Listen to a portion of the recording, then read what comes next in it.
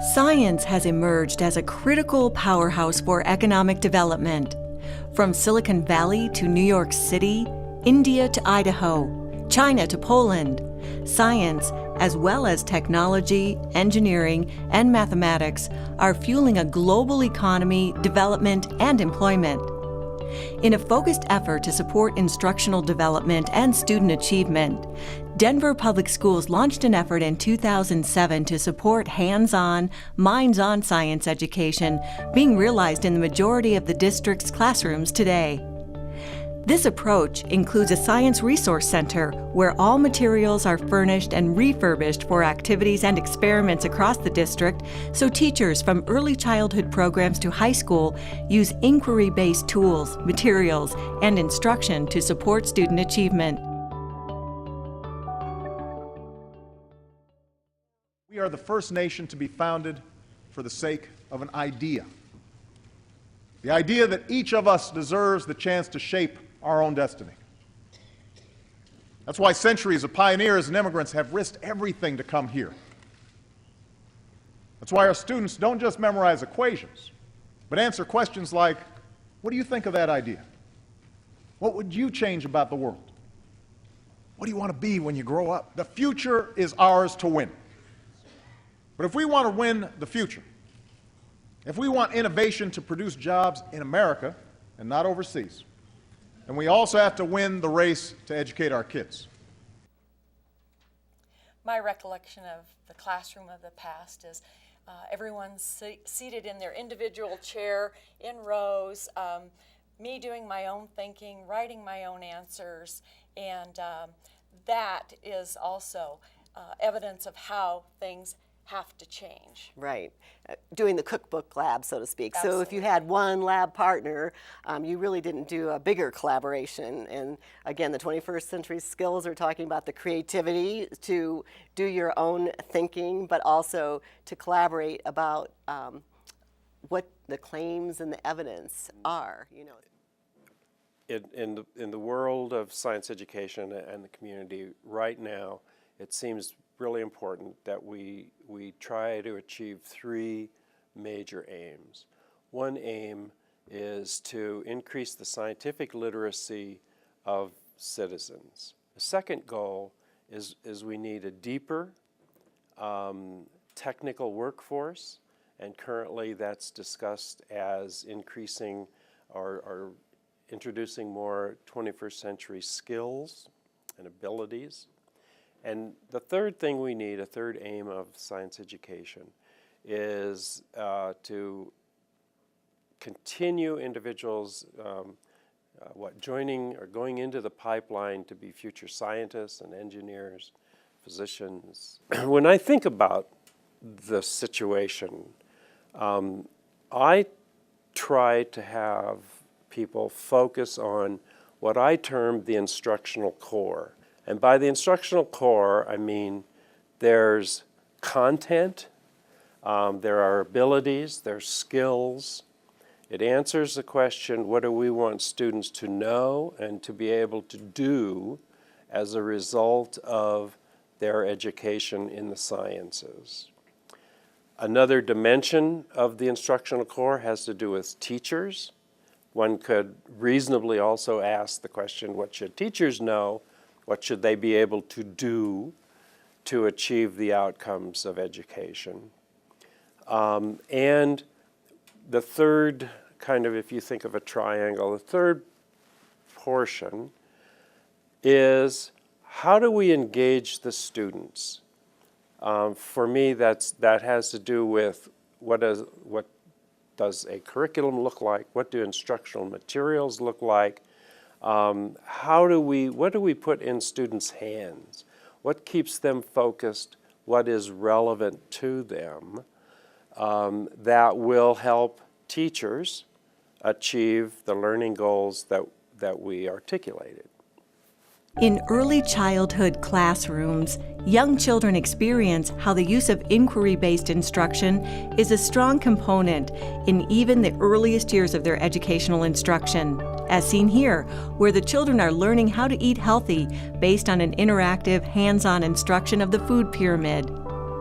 These interactive sessions are the building blocks of the foundation for lifelong learning through experiences created with the use of artful instruction and materials. There is excitement and engagement created through these experiences that will continue to engage students as they graduate through their education. One of the biggest compliments we get is that teachers get the materials in a timely fashion. They don't have to purchase the materials themselves. And Denver Public Schools has the philosophy, if the teachers have the materials to teach, they will teach. So you guys know that if I didn't have the kit, I would have to make up all this stuff myself that I've had to do in the past. Yeah. It was fun, but it's not like having that stuff right there. When we open up the kits, all the 5 powders were there, right? Mm-hmm. They were all labeled, right? Mm-hmm. Everything is just practically done for you. All I have to do is what? Give it to you guys. It's kind of hard to really try and make science your favorite subject without any of the materials and how you're supposed to do it. If you don't have the materials, and what are you gonna do if you have a teacher that doesn't know how to do science, and like science was supposed to be one of your favorite subjects, and Just think about that year. It would be hard to like do science, and it would be hard to like not having a teacher that teaches science well and doesn't know how to do science. And that's like my favorite subject. Well, the Science Resource Center, when I came on board, was created in May of 2007. Originally established with foundation money to get the materials in to begin with. I was the sole employee of the Science Center that first year. I would send out around 500 of these track coats twice a year. They'd come back, refurbish them, and send them out again. And today the Science Center does around 1,300 3 times a year. So we've grown since May of 2007 at 1,000 a year to close to 3,900 a year at this point.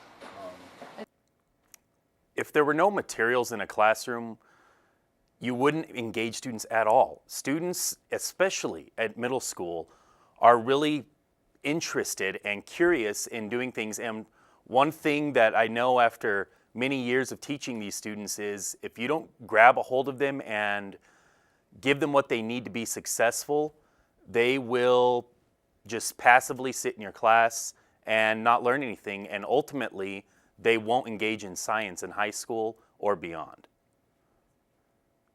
You know, another reason that resources are so important is it builds this environment where students are able to communicate and collaborate with each other around solving problems.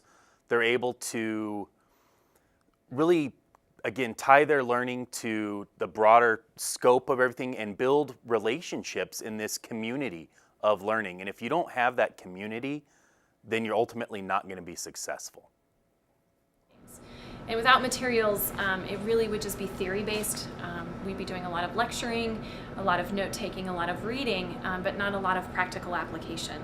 And so having those materials makes this class come alive. And by parent conferences in October, I hear a lot of compliments. I hear people talking about how their kid is interested in science for the first time, or is really excited about going and doing this chemistry show.